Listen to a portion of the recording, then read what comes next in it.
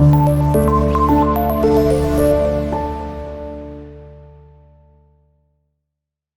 वालेकुम स्टूडेंट, आज की इस वीडियो में हम एक्सरसाइज के एमसीक्यू सॉल्व करेंगे। एमसीक्यू नंबर 1 में वो कहता है, एमसीक्यू नंबर 1 इसमें वो कह रहा है कि हमें उसने कुछ मोशन बताई है। वो कह रहा है बताएं इनमें से कौन सी मोशन सिंपल हार्मोनिक मोशन है। कौन सी मोशन इसमें से सिंपल हार्मोनिक मोशन है। उसमें डिफरेंट उसने मोशन बताई हैं, जिसमें एक हमारे पास है मोशन ऑफ सिंपल पेंडुलम है, मोशन ऑफ अर्थ है एंड सो ऑन। तो हमें बताना है कि कौन सी मोशन सिंपल हार्मोनिक मोशन है। सिंपल हार्मोनिक मोशन, तो क्योंकि अब इसमें उसने बहुत सारी दी हुई हैं, तो आपने हमेशा याद रखना है जो है motion of simple pendulum. Motion of simple pendulum ये हमारे पास सिंपल हार्मोनिक मोशन है। इसके अलावा जितने भी गिवन है उनमें से कोई भी सिंपल हार्मोनिक मोशन नहीं है। ठीक है, आपने बस ये इसको क्लियर रखना है।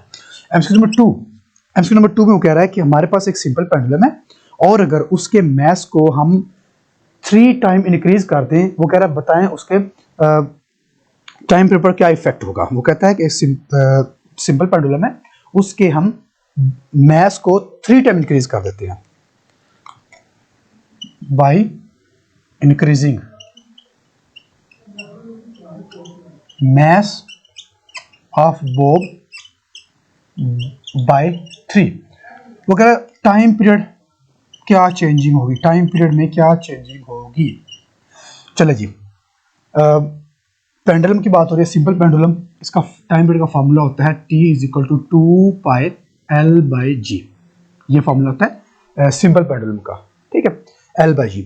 अब देखें, वो कह रहा है कि मैस को जो पेंडुलम का मैस बॉब लटका होता है उसको अगर हमने 3 टाइम इंक्रीज करना है तो टाइम पीरियड पर क्या इफेक्ट होगा। अब मुझे बताएं, क्या इस फार्मूले में आपको मैथ नजर आ रहा है? कहीं पर 2 है, पाई है, L है, G है, मैथ नजर आ रहा है कहीं पर? M नजर आ रहा है कहीं पर? नहीं भी है, नहीं है। इसका मतलब जो चीज फार्मूले में है नहीं उस पर डिपेंडेंस कैसे होगी भाई? मैथ उसमें है ही नहीं। अगर मैथ इसमें नहीं है तो सिंपल पेंडुलम का मैथ टाइम पीरियड तो सिंपल पेंडुलम का टाइम पीरियड मैथ पर डिपेंड नहीं करता। तो किस पर डिपेंड करता है? सिंपल पेंडुलम का जो टाइम पीरियड है वो सिर्फ और सिर्फ लेंथ पर डिपेंड कर रहा है।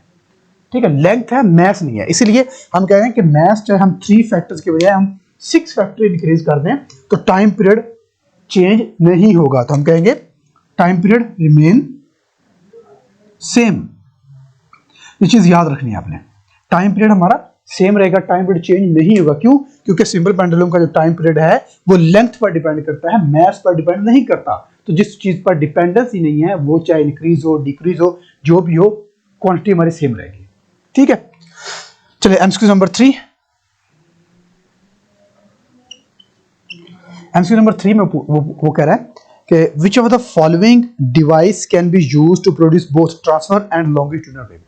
ट्रांसफर वेव्स और लॉन्गिट्यूडिनल वेव हमने दोनों प्रोड्यूस करानी है। वो कह रहा है कौन सी ऐसी डिवाइस है जो दोनों प्रोड्यूस कर सकता है। तो याद रखना, इसके लिए हमारे पास स्लिंकी स्प्रिंग। स्लिंकी स्प्रिंग, इसका दूसरा नाम है हेलिकल स्प्रिंग। हेलिकल स्प्रिंग, ठीक है, स्लिंकी स्प्रिंग या फिर हेलिकल स्प्रिंग। तो ये वाला यूज होता है दोनों वेव्स प्रोड्यूस कराने के लिए, चाहे वो लॉन्गिट्यूडिनल वेव है चाहे वो ट्रांसफर वेव है। ठीक हो गया, तो आपने याद रखना slinky spring. MCQ number 4, MCQ number 4 में वो कह रहा है कि वेव ट्रांसफर। 4 में वो कह रहा है कि वेव ट्रांसफर। वेव क्या ट्रांसफर करेगी? हमने ये पढ़ा है कि वेव एनर्जी ट्रांसफर करेगी। तो वेव क्या करेगी? एनर्जी ट्रांसफर करेगी। तो एनर्जी वाला ऑप्शन करेक्ट होगा, बाकी सारे रॉन्ग होंगे। ठीक है, नेक्स्ट एमसीक्यू नंबर 5 में वो कह रहा है कि which of the following is method of transfer energy. Energy को ट्रांसफर करने के मेथड कौन कौन से हैं? Method of transfer energy, energy को ट्रांसफर करने के मेथड कौन कौन से हैं? एक वो कह रहा है कंडक्शन है, फिर वो कह रहा है कन्वेक्शन है, फिर वो कह रहा है रेडिएशन है, फिर वो कह रहा है ऑल। ठीक है, आई थिंक यही ऑप्शन है ना जी। कंडक्शन है, रेडिएशन है, वेव मोशन है। अच्छा, इसकी जगह पर ना वेव मोशन है, वेव मोशन। और ऑल। वो कह रहा है कौन कौन से तरीके हैं एनर्जी को ट्रांसफर करने के लिए। कंडक्शन, रेडिएशन, ये हमने 9th में पढ़ा हुआ है कि इससे एनर्जी ट्रांसफर होती है, और 10th में हमने ये पढ़ लिया कि वेव भी एनर्जी ट्रांसफर करते हैं। इसका मतलब सारे के सारे एनर्जी ट्रांसफर करने के मेथड हैं। ठीक है, ये हमारा करेक्ट आंसर होगा। ठीक है, next MCQ number 6। MCQ number 6 में वो हमसे पूछ रहा है कि in a vacuum electromagnetic waves have the same. Vacuum के अंदर इलेक्ट्रोमैग्नेटिक वेव्स ट्रेवल कर रही है। वो कह रहा है कि क्या चीज सेम होगी। इलेक्ट्रोमैग्नेटिक वेव सेम, क्या चीज। वो कह रहा है एम्पलीट्यूड सेम होगा, फ्रीक्वेंसी सेम होगी, वेवलेंथ सेम होगी। नहीं, याद रखना वैक्यूम के अंदर जितनी भी इलेक्ट्रोमैग्नेटिक वेव्स है ना, चाहे वो रेडियो वेव्स है, टेलीविजन वेव है, एक्सरे वेव्स है, हीट वेव्स है, उन सब की स्पीड सेम रहती है। या उन सब की स्पीड सेम रहती है, स्पीड उनकी चेंज नहीं होती, स्पीड सबकी सेम रहती है। ठीक हो गया, क्योंकि इनको ट्रेवल करने के लिए मीडियम की जरूरत नहीं होती, इसीलिए इनकी स्पीड सेम रहती है। नेक्स्ट है 7। एमसीक्यू नंबर 7 में कह रहा है कि a large ripple tank with vibrator.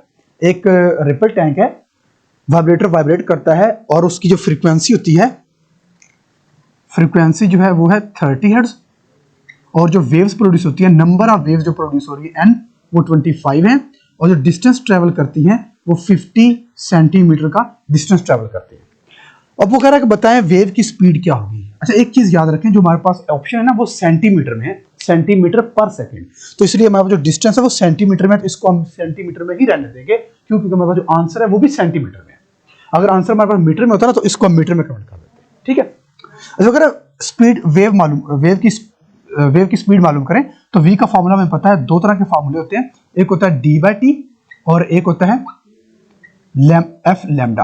अब प्रॉब्लम ये है कि f तो हमारे पास है, लैम्डा नहीं, और लैम्डा किसी और फॉर्मूले से निकाल भी नहीं सकते, इसलिए हम ये वाला फॉर्मूला नहीं लगाएंगे। ठीक है, तो हम क्योंकि हमारे पास d है और d भी गिवन है, t हम निकाल लेंगे, इसीलिए निकाल सकते, इसलिए हम ये वाला फॉर्मूला अप्लाई करेंगे। इसको क्या देते हैं, इक्वेशन नंबर 1। अब t कहां से निकालेंगे। अच्छा, फ्रीक्वेंसी का फॉर्मूला हमारे पास दो होते हैं। फ्रीक्वेंसी हमारे पास एक होता है 1/t, और दूसरा हमने ये भी कहा था कि फ्रीक्वेंसी हमारे पास होती है number of waves divide by time. ज्यादा है ये फ्रीक्वेंसी क्या होती है, number of waves divide by time. तो फ्रीक्वेंसी को हम यूं भी कह सकते हैं, नंबर ऑफ वेव्स मतलब n डिवाइड बाय टाइम। तो टाइम को इधर ले आओ, फ्रीक्वेंसी को उधर ले जाओ, तो बनेगा t is equal to n/f। तो n हमारे पास कितना है, n हमारे पास है 25, और f कितना है, f हमारे पास है 30। तो यहां से हम टाइम निकालेंगे, ये बन जाएगा हमारे पास 25 डिवाइड बाय 30, 0.834, 0.84, चले 84 सेकंड, ये हमारे पास टाइम आ गया। अब इस टाइम को पुट करते हैं इक्वेशन नंबर 1 में। ठीक है, तो जब इक्वेशन नंबर 1 में पुट करेंगे तो यह जाएगा v is equal to d/t। v is equal to d कितना हमारे पास, d हमारे पास है 50 सेंटीमीटर, तो हम इसको सेंटीमीटर में रहने देते हैं, डिवाइड बाय टाइम, टाइम हमारे पास 0.84, तो v हमारे पास आ जाएगा 50 डिवाइड बाय 0.84, तो ये आ रहा जी 59.5, और ये है अप्रोक्सीमेटली इज इक्वल टू 60, यानी कि 60 सेंटीमीटर पर सेकेंड। तो ये हमारा ऑप्शन ठीक होगा, जो 60 सेंटीमीटर पर सेकेंड वाला है। इसके अलावा बाकी सारे रॉन्ग होंगे।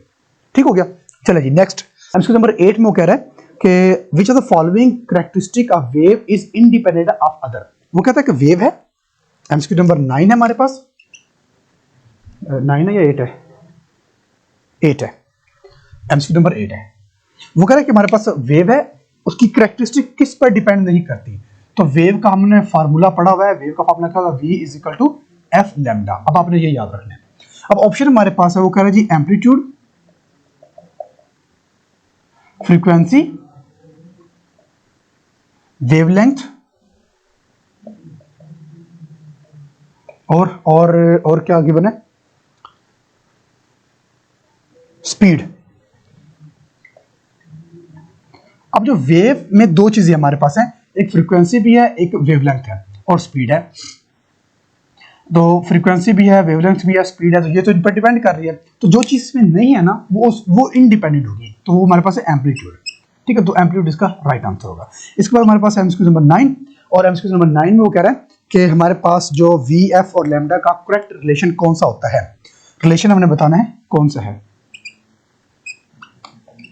रिलेशन ऑफ वी एफ और लैम्डा का करेक्ट रिलेशन कौन सा है। तो वो हमारे पास हमने पढ़ा हुआ है जी, v is equal to f lambda वाला होता है। तो जो हमारे पास v is equal to f lambda है, या फिर इसको यूं भी कह सकते हैं f lambda is equal to v, बात एक ही है, ऐसे लिखो या ऐसे लिखो, बात एक ही है। तो ये वाला हमारा जो है रिलेशन वो करेक्ट है, बाकी इनके अलावा जो भी वो रॉन्ग हो गए।